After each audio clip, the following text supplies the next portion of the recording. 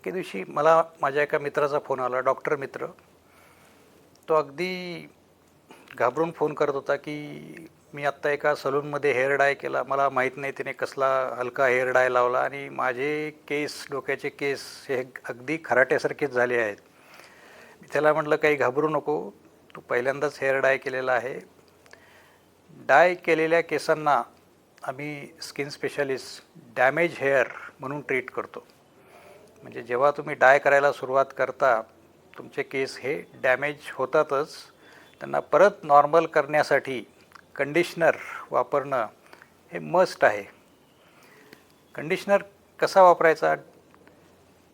जसं आपण शॅम्पू वापरतो, शॅम्पू हा स्काल्पला लावायचा असतो आणि कंडिशनर हा जो आहे हा पूर्ण केसांना लावून, वाटल्यास त्याच्यातून आपण एक कंगवा पण फिरू शकतो. तो लावून एक 5 मिनिट ठेवायचा आणि 5 मिनिटानंतर धुवून टाकायचा. तुमचे केस बरोबर पहिल्यासारखेच मुलायम होतील.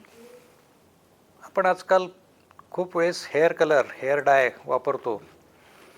काही वेळेस काय होतं, डाय लावला आपण, कधीकधी चांगलीच रिॲक्शन येते. संपूर्ण डोक्यात तर फोड येतातच, कधीकधी चेहरा पण सुजतो.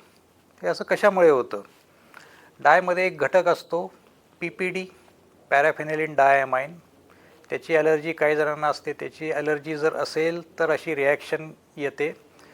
चेहरा सुजतो, कधी फोड येतात, खूप त्रास होतो. काही वेळेस मात्र तो डाय कायमचा बंद करावा लागतो. अशा वेळेस PPD आणि अमोनिया नसलेला डाय आम्ही पेशंट्सना वापरायला सांगतो.